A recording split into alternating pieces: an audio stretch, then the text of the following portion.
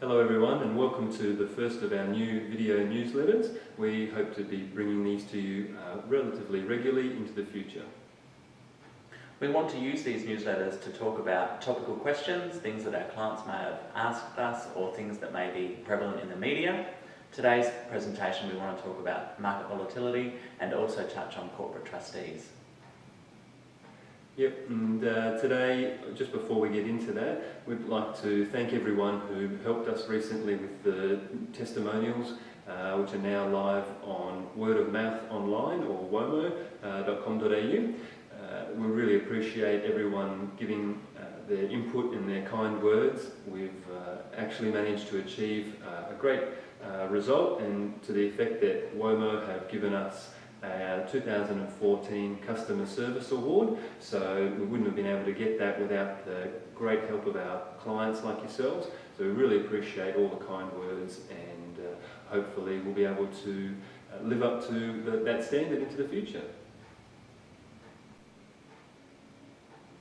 There's been some press recently about the 7% fall in the Australian share market over the past month.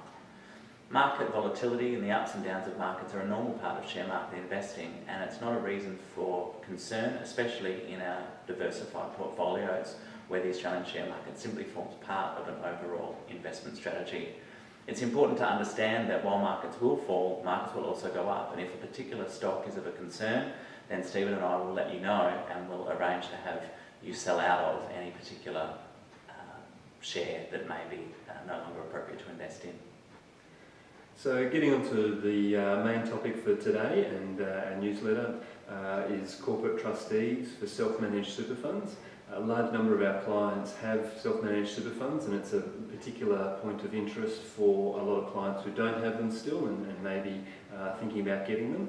And I guess we just wanted to kind of revisit the topic of a corporate trustee, as it's something that we've recommended a lot for our clients in the past, and we know that there's always a bit of questions about, is it necessary, what's the real benefits for it, because there are a little bit of heightened expenses, and it does involve maybe thinking about things a little bit more deeply when you first set up your funds, or if we have to revisit the funds to have them change to a corporate trustee from an individual trustee. It's something that a lot of our clients have expressed some interest in, and it's something that's also been fairly topical in self-managed super fund talking generally in the industry. So we thought we'd just touch on that and just come back to some of the benefits of why you would use it, and maybe touch on some of the instances where maybe it's not necessary. But so that's what we'll go into a bit more detail today.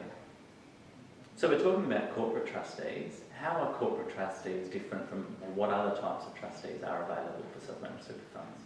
Yep, that's a fair question. So in a self-managed super fund you can have individual trustees where the members of the fund are also the trustees of the fund, and in fact it's a legal requirement that the members and the trustees are the same people and they match.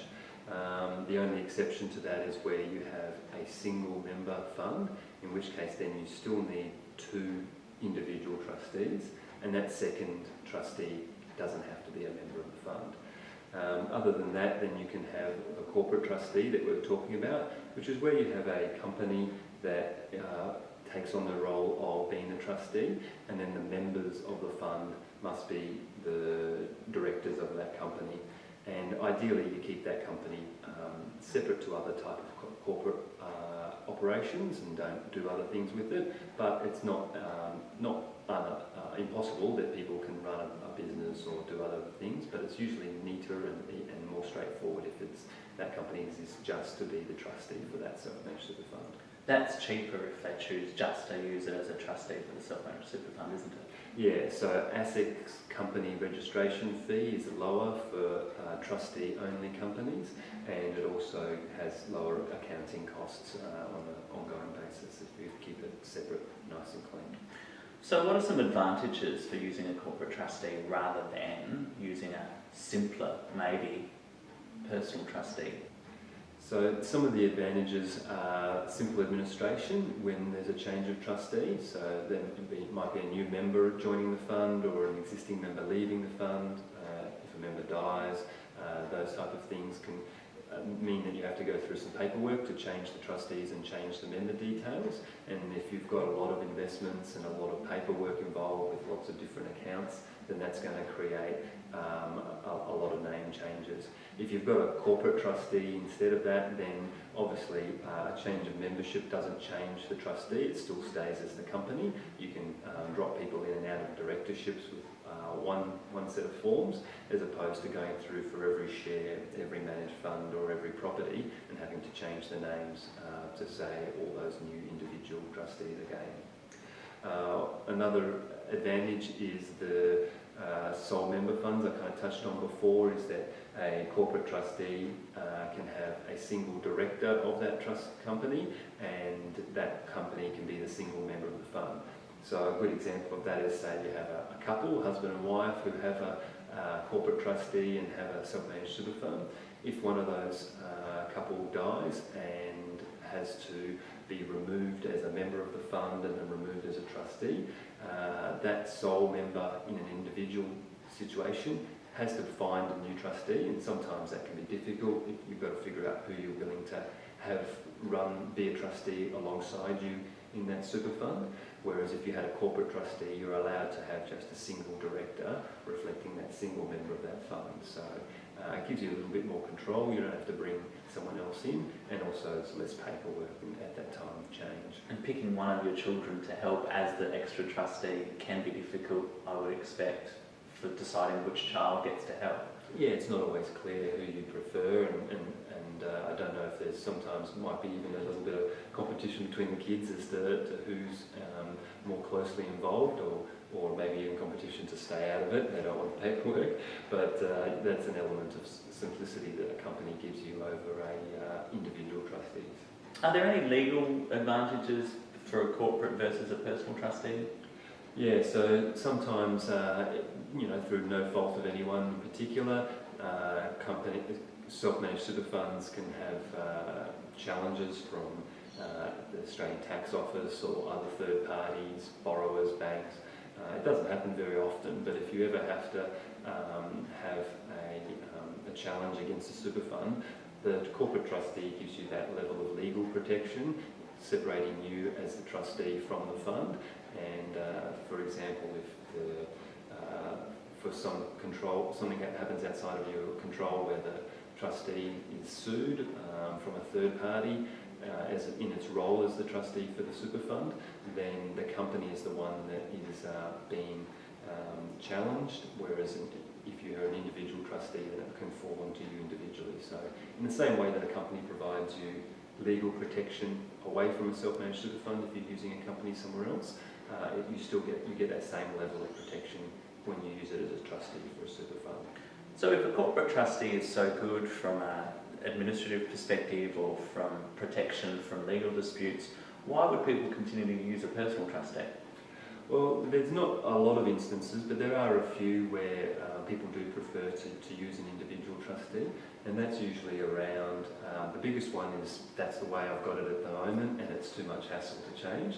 And there is an element of paperwork involved and a little bit of effort required to go through to take someone who's set up a individual self-managed super fund to going to a corporate trustee on their self-managed super fund. We have to go through, and there's a little bit of expense as well. So both at the upfront setting up stage, or if you're changing it for the first time, and then on an ongoing basis, it's a little bit more expensive to run a corporate trustee. You've got the ASIC fees and a slightly higher accounting fees usually, but generally those costs are fairly minor, and the real reason most people won't make the change is because of the paperwork involved and the administrative hassle. But we would point out that you're probably likely to face that kind of paperwork at some stage anyway, unless you're already in a sole member fund. If you have changes to membership of the fund in the future, and usually that's because of death or divorce, that can be a stressful time and not a time you want to be doing paperwork. So it's usually a good idea to get that change to a corporate trustee done while everything's hunky-dory, and not letting it to a time when you're kind of under pressure and stressed already. So there's been some information recently about changes to the ATO and their ability now to fine self-managed super funds. Does that have an impact on corporate trustees or personal trustees and our recommendation around using a corporate trustee? Yep, so those changes relate to the Australian Tax Office's new powers in regards to enforcement of the regulations and laws.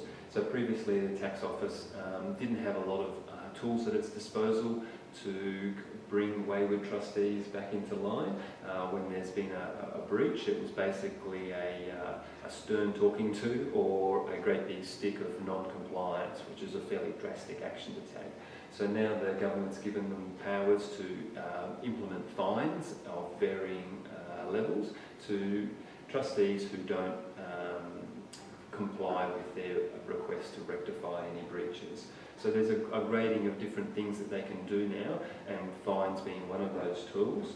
And if they do decide that a fine is called for, the fines are levelled at the trustee level, and they're usually, from what we can see, because none of this has actually occurred yet, being the laws and changes fairly new, but we expect that the fines will be levelled per trustee. So in the instance where you have individual trustees, multiple trustees in a super fund, each person will be individually fined in the event that something that we hope never happens does happen. Whereas if you're using a corporate trustee, there's only a single trustee being the company, and there'll be a single fine for that one company, which then the directors and members can worry about how they pay for that themselves, but it will be a single fine as opposed to multiple instances where each individual gets the same fine separately. So a personal trustee could then be 4 times more expensive than a corporate trustee. Yeah, in the event that you've got 4 members in the fund, it could potentially be up to 4 separate fines payable separately, as opposed to a single corporate trustee. And you hope that would never happen. Absolutely, but you know, things happen outside of our control that we don't always expect, and it's good to be planned for the hopefully the worst. When we use corporate trustees, there's a fairly popular now to borrow in super fund and buy a property, for instance. Is there a preference with those lending groups for a corporate or a personal trustee?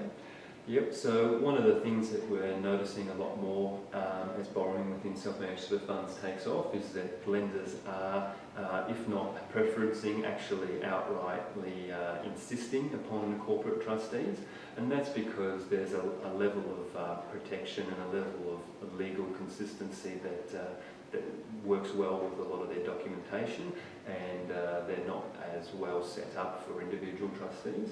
So we're seeing and it works in the best interests of the borrowers as a self-managed super fund to have a corporate trustee anyway. So, but it's definitely something that lenders are asking for, and makes that process a lot more consistent. Well, we hope you found this video newsletter informative, and we hope you've enjoyed it. If you have any feedback, any information you would like about any topics we've raised today, please let us know. This is Daniel and Steve signing off for Hogben Farrell Financial Planning. Thank you.